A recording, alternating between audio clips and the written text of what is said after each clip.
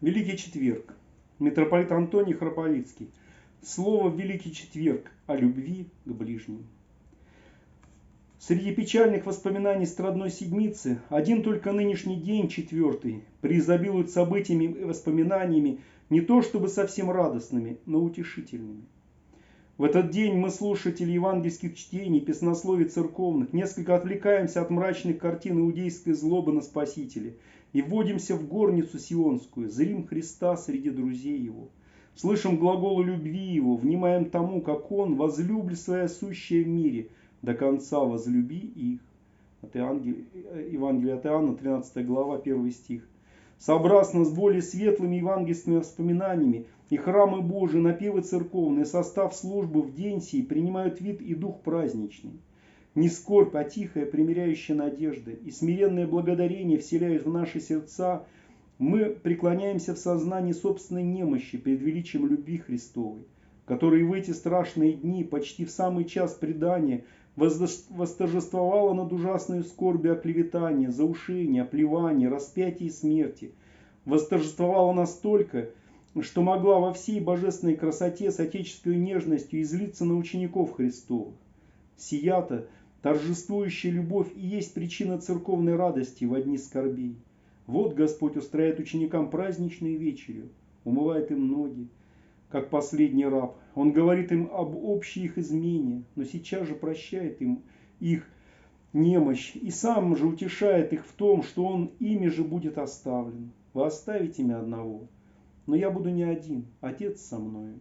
Итак, имейте во мне мир, но не впадайте в отчаяние от своей немощи. Я буду ждать вас по воскресенье в Галилее. Господь называет их чадцами, называет друзьями, завещает любить друг друга.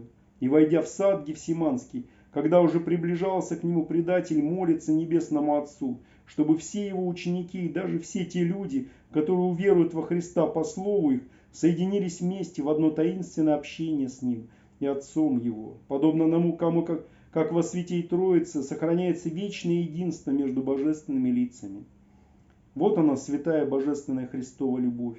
Ей не страшна приблизившаяся позорная казнь.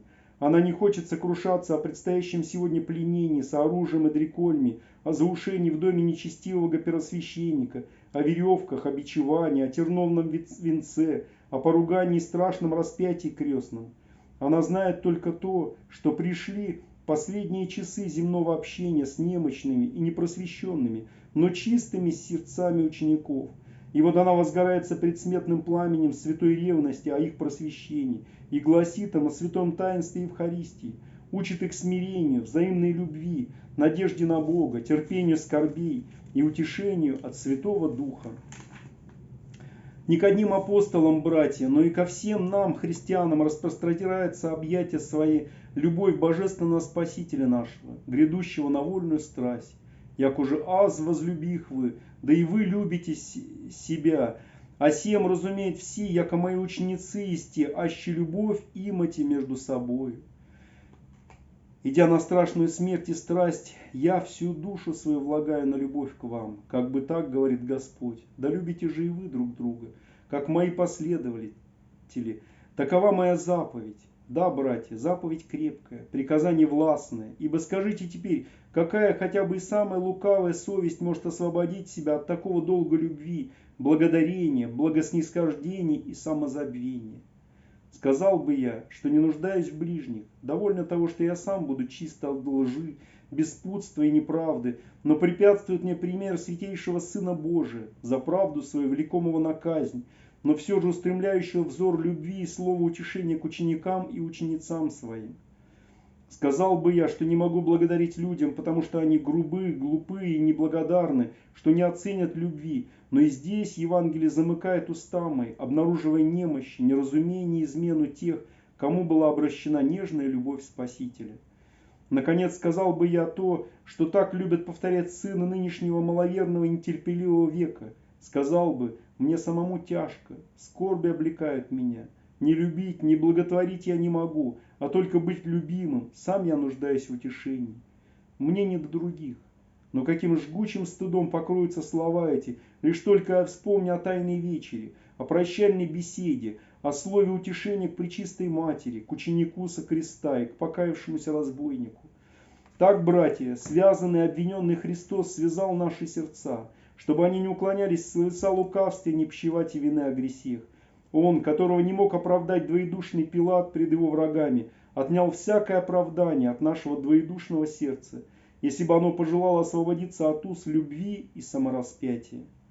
Чем более, братья, мы слышим или читаем Евангелие, или созерцаем в церковной службе плененного Христа, тем более становимся Его пленниками во исполнении ложных слов Его. «Аще аз вознесен буду от земли, вся привлеку к себе». Тяжела, братья, жизнь того пленника, который не слушает своего владыки.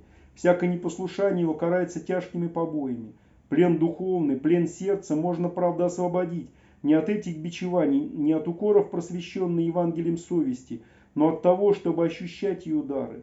Можно оглушить свое сердце, сделать выю свою железную и лоб медным, и самую совесть сожженную. Но знаете, братья, что для слышавших Слово Божие в этом страшном ожесточении заключается единственное, не скоро приобретаемое средство к тому, чтобы освободить свой ум от пленения и в послушании Христу. Ибо без этого страшного условия ваша совесть при каждом жестоком и небратолюбивом деле вашем будет напоминать вам об умовении ног, о саде Гефсиманском, о кресте и Голгофе, и Христос, пленивший сердце ваше, будет поражать его немыми укорами, как в ту ночь поразил он отступившего Петра воззрением очей своих. Ей, Господи, Ты свою святой жизнью, своей всепрощающей любовью, своим самозабвением навсегда осудил всякий грех, всякое себелюбие. Хотя и тернист тот путь, по которому Ты зовешь нас за собою, но для слушателей Твоего Евангелия нет иного пути, кроме этого, или же пути сознательной погибели, по подобию предателя Иуды. Итак, мы не будем избегать Твоего плена, заключающегося в хранении любви друг к другу. Но Ты нас укрепляй всегда Твоими святыми глаголами, которыми утешал учеников своих в день предания. Да не смущается наше сердце, да веруем всегда во Отца и в Тебя, да не убоимся скорбей мира, да не лишимся помощи Утешителя Духа, чтобы Он и нам вспоминал всегда те слова, которые Ты говорил на земле. Такова, братья, да будет ныне исповедь наших сердец и наша молитва к страждущему за нас и о нас Спасителю. Возлюбим плен Его, возлюбим друг друга до сего дня, и пусть эта любовь, не требующая благодарности и не знающая собственных печалей, а только нужды ближних наших, начнет вселяться в сердца нас, поющих и воспевающих спасительную смерть Христову, дабы и мы, хотя бы ко дням приближения смерти нашей, могли сказать с апостолом, я уверен, что ни смерть, ни жизнь, ни ангела, ни начало, ни силы, ни настоящее, ни будущее, ни высота, ни глубина, ни другая какая тварь не может отлучить нас от любви Божией во Христе Иисусе, Господе нашем. Аминь.